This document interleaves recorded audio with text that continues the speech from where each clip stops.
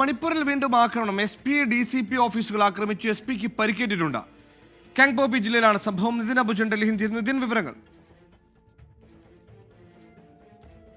സുഹൈൽ, ഏതാണ്ട് ഇപ്പോൾ മണിപ്പൂരിൽ കലാപം ആരംഭിച്ച് ഇപ്പോൾ 1.5 വർഷം പിന്നിട്ടിരിക്കുകയാണ്. ഇതുവരെ മണിപ്പൂരിനെ ശാന്തമായ നിലയിലേക്ക് കൊണ്ടുവരാൻ കഴിഞ്ഞില്ല എന്നതിന്റെ ഉദാഹരണം തന്നെയാണ് ഏറ്റവും ഒടുവിലത്തെ ഇപ്പോൾ കാങ്പോപി ജില്ലയിൽ നടന്ന ആക്രമണം. കാങ്പോപിയിലെ സൈബോൾ എന്ന ഗ്രാമത്തിലാണ് ആക്രമണം ഉണ്ടായത്. സൈബോൾ ഗ്രാമത്തിൽ ഡിസംബർ 31-ന് ഇത്തരത്തിൽ സുരക്ഷാ സേനയും അതോടൊപ്പം തന്നെ പ്രതിഷേധക്കാരും ഏറ്റുമുട്ടിയിരുന്നു. ഇതിൽ നിരവധി പേർക്ക് പരിക്കേറ്റിരുന്നു. അതിനുശേഷം കേന്ദ്ര സേനയെ ഈ മേഖലയിൽ നിന്ന് പിൻവലിപ്പിക്കണമെന്നാവശ്യപ്പെട്ട് വലിയ പ്രതിഷേധം നടത്തുകയായിരുന്നു. ഈ പ്രതിഷേധത്തിന്റെ ഭാഗമായി ഇന്ന് SP ഓഫീസിലേക്ക് നടത്തിയ മാർച്ചാണ് ഇത്തരത്തിൽ സംഘർഷത്തിൽ കലാശിച്ചത്.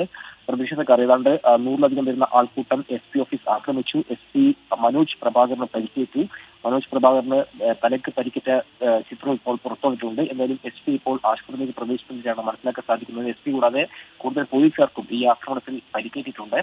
എന്തായാലും നിലവിൽ ഇപ്പോൾ ഈ മേഖലയിൽ സംഘർഷം തുടരുന്നുണ്ട്. നമുക്കറിയാം, 100-ലധികം വരുന്ന ആൾക്കൂട്ടം ഒരു പോലീസ് ഓഫീസ് ആക്രമിക്കുന്നു. അതിൽ നിരവധി പോലീസുകാർക്ക് പരിക്കേൽക്കുന്നു.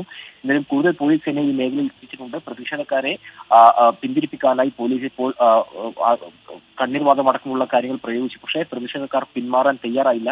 ഈ ആക്രമണത്തിന് പിന്നിൽ കുക്കി വിഭാഗക്കാരാണെന്നാണ് ഇപ്പോൾ മെയ്തേയ് വിഭാഗക്കാർ ആരോപിക്കുന്നത്. കുക്കികൾക്ക് സ്വാധീനമുള്ള മേഖലയിലാണ് ഇത്തരത്തിൽ ആക്രമണം ഉണ്ടായത്. എന്തായാലും മേഖലയിൽ ഇപ്പോഴും സംഘർഷം തുടരുന്നുണ്ട്. കേന്ദ്രസേനയെ പിന്വലിപ്പിക്കുന്ന കലുഷിതമായ അശാന്തമായി തന്നെ തുടരുകയാണ്. മണിപ്പൂർ പോലീസ് സ്റ്റേഷനിലേക്ക് നടത്തിയ മാർച്ചാണ് അക്രമാസക്തമായത്. പോലീസ് മേധാവിക്ക്, അതായത് ജില്ലാ പോലീസ് മേധാവിക്കടക്കം പരിക്കേൽക്കുന്ന തരത്തിൽ അക്രമാസക്തമായി എന്ന് പറയുമ്പോൾ അവിടുത്തെ ഒരു സ്ഥിതിവിശേഷം ഊഹിക്കാവുന്നതേയുള്ളൂ. നിതിൻ അംബുജനാണ് വാർത്തയുടെ വിശദാംശങ്ങൾ നൽകിയത്.